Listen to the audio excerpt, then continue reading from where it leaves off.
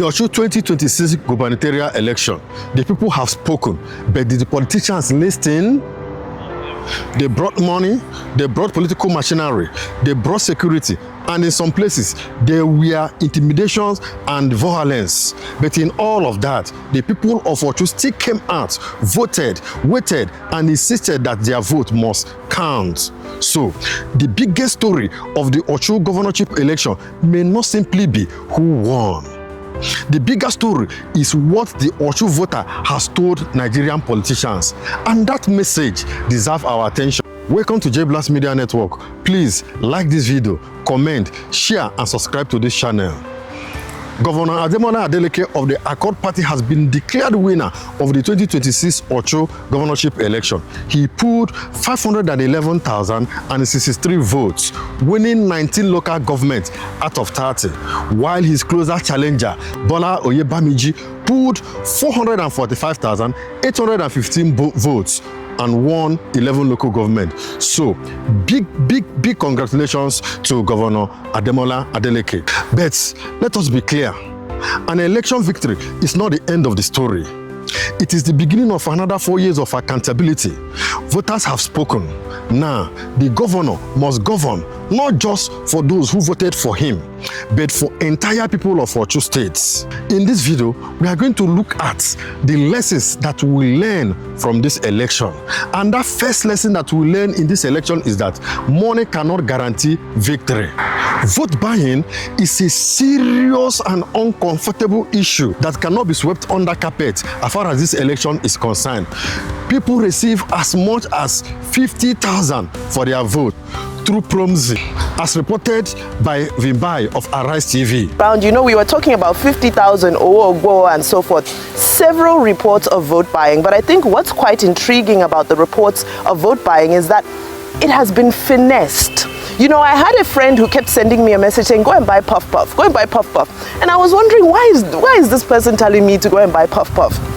Anyway, when I went to go and buy Puff Puff near some of the polling units, you found that those petty traders are using their POS systems to facilitate for the payment of vote buying after those who have agreed to it have concluded. So there was that element to it. So you also saw people with notepads and so forth, because we're now a cashless economy, so there's no need to move around with cash. They are taking down people's phone numbers, people's people's microfinance bank accounts and so forth, and the transaction is now happening further away from the polling unit than we have seen it happening historically. If politicians believe that voters can be bought, what does that say about the quality of Nigerian democracy? Let us be honest. Nigeria is going through economic hardship. For someone struggling to feed a family, an offer of 10K, 20K, or even more can be tempting. But here is where Osun becomes interesting. The voters in Osun insisted that taking money did not necessarily mean surrendering their votes. As you can see on the various videos circulating, 50,000 to Wogbo means the money has gone down drain. In other words, you can give me money, but you cannot buy my conscience. That is a dangerous lesson for politicians who think that poverty automatically makes voters politically powerless. Money can influence an election. Money can distort an election. But money does not necessarily determine every voter's final decision.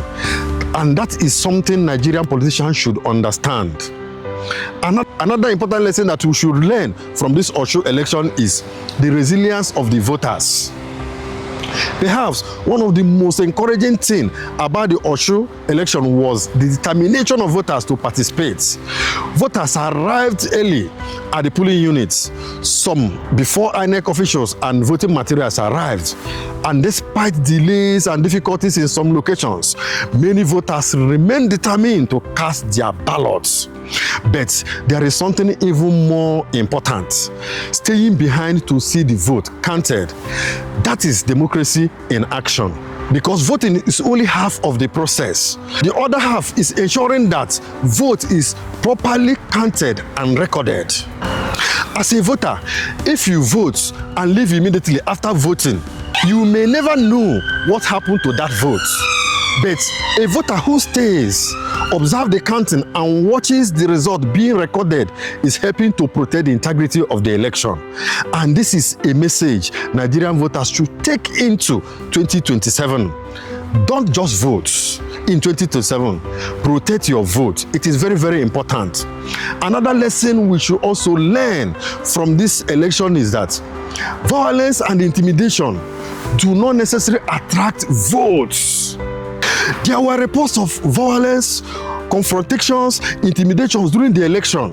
There was, for example, a confrontation at the polling unit of Osun Deputy Governor Bola Oyebamiji after the arrival of APC Deputy Governorship candidate Ademola Adeleke.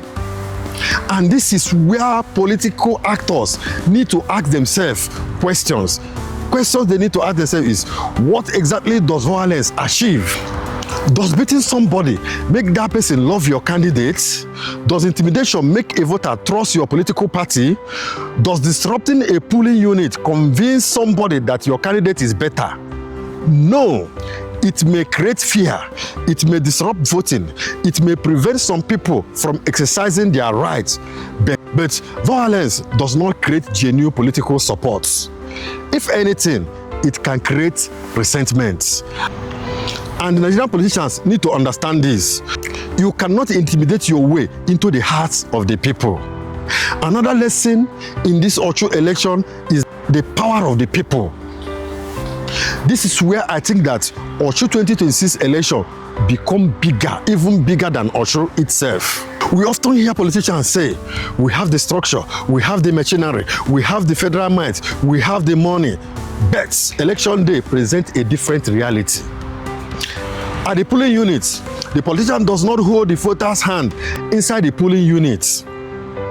The voters go in alone, the voters make a choice alone, and that ballot belongs to their voters alone. That is why I believe the most important political structure in Nigeria is not the convoy. It's not the number of political appointees. It is not the number of the people shouting your party slogan, whether you are standing or falling on any mandate. It is the voters.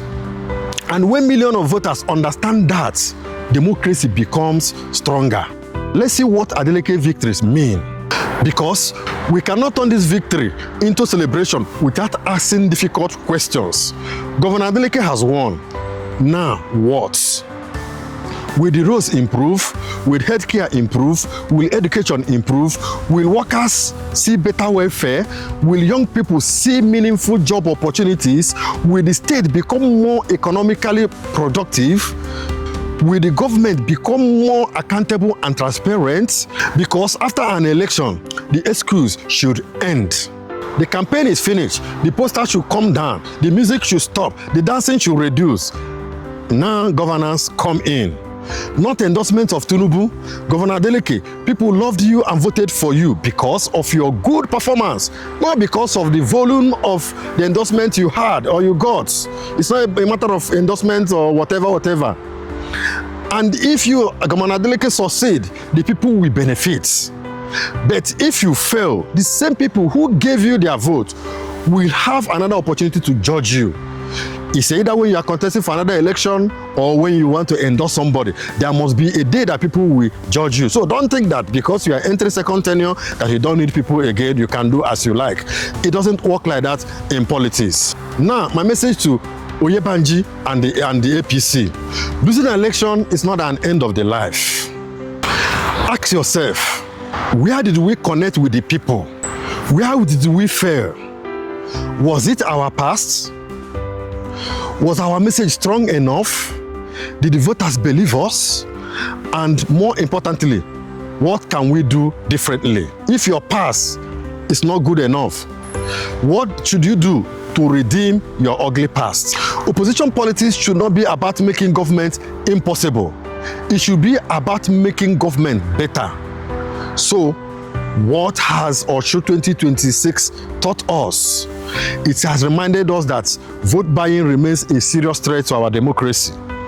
It has reminded us that violence and intimidation remain dangerous to democracy. But it has also given us something to celebrate. The people came out, they voted, many waited, Many stayed to watch the process, and ultimately, they made their choice. That is the part Nigerian democracy must protect, because politicians will come and go. Political party will change, governor will change, president will change, but the people remain. And perhaps the greatest lesson from Osun 2026 is this: you can offer a voter money, you can offer him promise, you can try to intimidate him, but ultimately the ballot belongs to the voter. Osun has spoken. Now, Nigerian politicians, listen.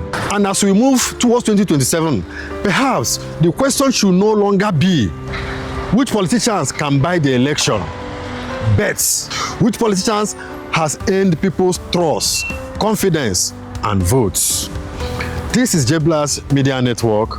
Please like, comment, and share this video, and subscribe to this channel. Thank you for watching.